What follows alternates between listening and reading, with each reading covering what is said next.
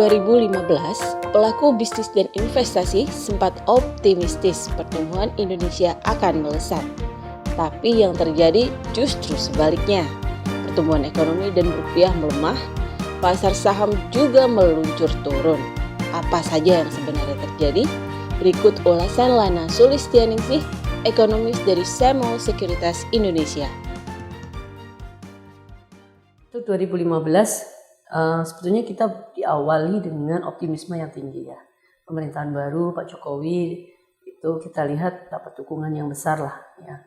Modal yang besar baik dari masyarakat maupun dari internasional.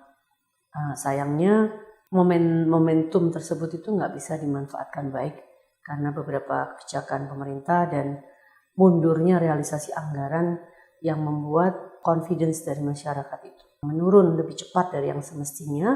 Di saat yang sama ada pertumbuhan ekonomi yang melambat. Jadi momentum optimisme di awal tahun itu nggak bisa berlanjut dan nggak memberikan efek positif gitu pada perkembangan pasar terutama di 3 triwulan pertama.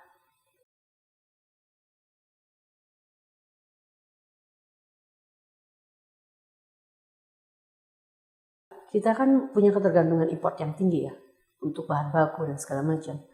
Nah, ketika rupiah melemah, biaya dari produksi menjadi mahal. Nah, ketika biaya produksi mahal di saat yang sama daya beli masyarakat lagi turun, permintaan turun, penjualan turun. Nah, earning per share yang sering menjadi patokan bagi kami di pasar modal untuk menghitung valuasi dari suatu saham ini layak beli atau tidak, itu perlu direvisi karena earning per share dari perusahaan ini langsung drop. Ya, 1% pelemahan rupiah itu bisa berdampak sampai 20-30% penurunan pada EPS. Otomatis nilai perusahaan tadi, harga sahamnya harus dikoreksi.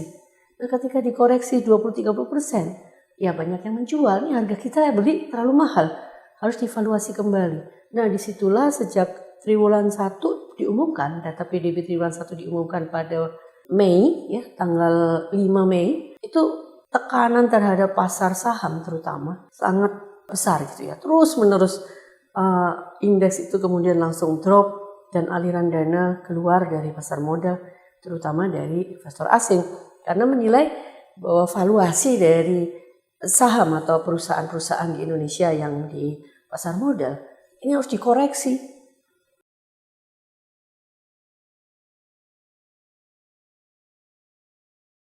Itu juga salah satu faktor yang menyandera ekonomi kita, terutama ketika saat-saat menjelang The Fed ini sangat mengganggu nilai tukar rupiah. Nah, rupiah tadi yang melemah juga dipengaruhi oleh faktor isu The Fed ini yang memberi kontribusi melemah lebih besar dari yang semestinya.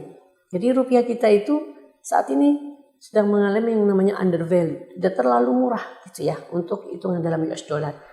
Tetapi nggak bisa segera membaik karena isu dari eksternal masih sangat kuat.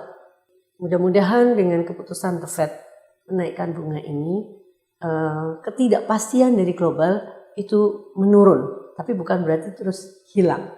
Karena belum lagi The Fed selesai, kemarin memutuskan, akhir November lalu, OPEC memutuskan untuk tidak membatasi produksinya. Akibatnya, harga minyak mentah langsung turun. Harga minyak mentah turun, ini berdampak pada harga komoditas juga turun. Dan sementara kita ketahui ekspor kita itu merupakan basisnya itu merupakan komoditas, sumber daya alam. Total dari nilai ekspor kita 60% itu sumber daya alam. Jadi saya kira untuk 2015 ini memang merupakan tahun koreksi lah buat ekonomi kita. Terutama tadi ya efek dari fundamental ekonomi kita yang ditopang khususnya rumah tangga yang paling kuat. Ternyata juga mengalami penurunan.